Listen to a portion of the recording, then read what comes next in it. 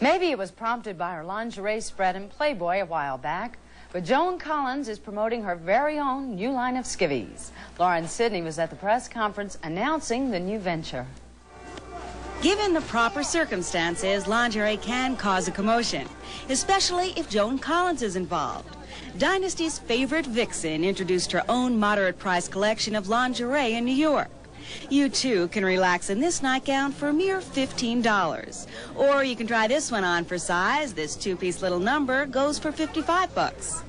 Lingerie is a personal item, and although Joan Collins would share her designs, she would not share what's happening in her own life. There is a side that when I close the door at night, and there's certain things that I do that it's just me, and I have to have that. We all have to have that for ourselves, for our own sanity, I think. Well, if Joan won't talk, Alexis is always willing to offer tidbits about her love life next season. She stopped carrying a torch for Blake, so it's finished. So she is now going to have some truly dishy man come into her life. And is Joan Collins? Did a dishy man come into her life?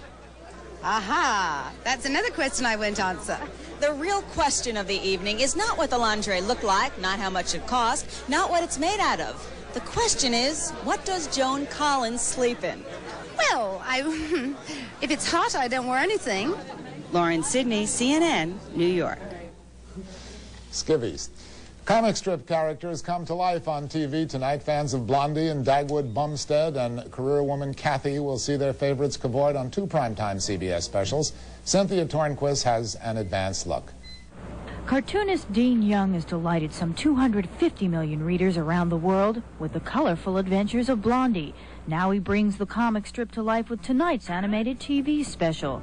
Blondie, you better hurry up or you're going to be completely dressed and ready to go to work.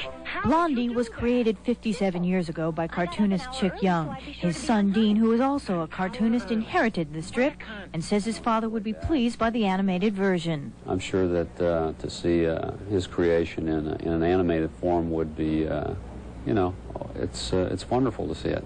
On the heels of Blondie comes the animated special Kathy. Its creator says readers who identified with the strip will enjoy the television special. Comic strip characters become a very real part of people's lives. You can travel all over the country, open the paper, and you have your friends there that you know from city to city. You're involved in their lives.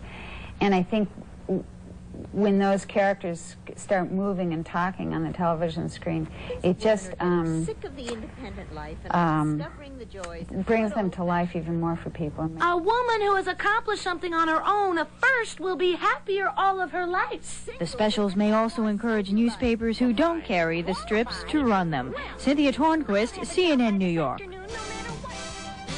When we continue in our News to Use, we'll look at the weekend's entertainment happenings across the country.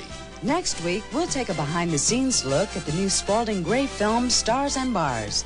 For the latest entertainment news, stay tuned to Showbiz Today. Stock market investors, now you can receive Value Line for only $55 and get our 2,000-page Investors Reference Set as a gift. It brings you Value Line's latest research reports on 1,700 stocks ready for your instant use. You also get the next 10 weeks of complete Value Line service for only $55. Call us for your gift reference set and start Value Line coming every week. Take advantage of coming market changes. Call us now, 800-342-5856. You know, when a friend of ours suggested I join AARP, the American Association of Retired Persons, I was surprised. I'm not retired, far from it. Then she told me 20 million people, both retired and working, belong to AARP. It's for anyone over 50. A $5 membership fee brings me free information on Social Security and pre-retirement planning, savings on travel and prescription drugs. I also get Modern Maturity, one of the most widely read magazines in America. Best of all, I'm part of one of the most vital voices in America, a voice government really listens to on important issues like pensions and Medicare. You can join AARP today by calling their toll-free number. They'll send you a complete information kit, including news about AARP's group health insurance. Once you've paid your $5, you'll receive a membership card. Use it to get discounts on hotel and car rentals. You'll also receive a monthly news bulletin. Don't wait. Call for your free information kit right now. You owe it to yourself to join the 20 million other AARP members who are getting the most out of life. Come join the people of AARP. And now back to Showbiz Today on CNN. The fascination with Marilyn Monroe continues unabated. The dress that she wore in the 1956 film Bus Stop was just sold at an auction in London for about $25,000. It was sold to an American-born art gallery owner, and there's no word on what he plans to do with it. And in the News You Can Use department, here's a preview of events going on around the country. Opening in theaters around the nation, Ishtar, starring Dustin Hoffman and Warren Beatty, as two songwriters who go to Morocco to sing, but end up becoming caught up in a CIA plot. For live entertainment in Atlantic City this weekend, Lou Rawls is at the Golden Nugget, and Maureen McGovern will perform at Trump Plaza Resort. In Las Vegas, Diana Ross will grace the stage at Caesars Palace Friday and Saturday. Melissa Manchester will be at the Desert Inn Friday, Saturday, and Sunday. Rocking audiences this weekend will be Bon Jovi. They'll be performing in Des Moines, Iowa on May 17th, St. Louis, Missouri on the 18th, and East Evansville, Indiana, May the 19th. Greg Allman will be on the West Coast this weekend, playing in Santa Rosa, California on Friday, Stockton on Saturday. U2 plays in East Rutherford, New Jersey at the Meadowlands Arena, May 15th through 17th. Huey Lewis and the News continue their tour, Wheeling, West Virginia Friday, Indianapolis on Saturday. And don't forget One on One, Sunday, 7:10 Eastern Time, 3:10 Pacific Time here on CNN. The guests will be Heather Locklear, Robert Wagner, and Barry Diller. In a question and answer session before reporters today, President Reagan expected and received the usual grilling on the Iran-Contra affair. What he might not have expected as president was a question that most former movie actors would have had an opinion on. Should classic films be colorized? So I can understand their artistic resentment of this change, this artificial coloring of the movies.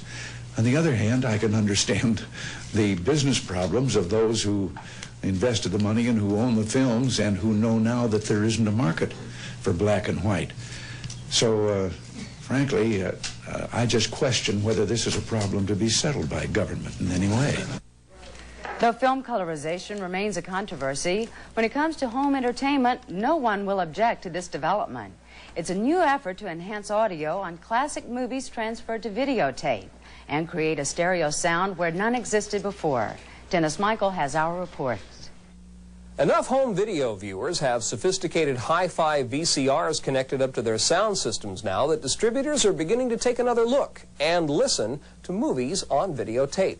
Those who buy stereo TVs or hi-fi VCRs find out immediately how bad the sound is on some old movies and early videotapes. Small sounds are lost in the noise. They flutter.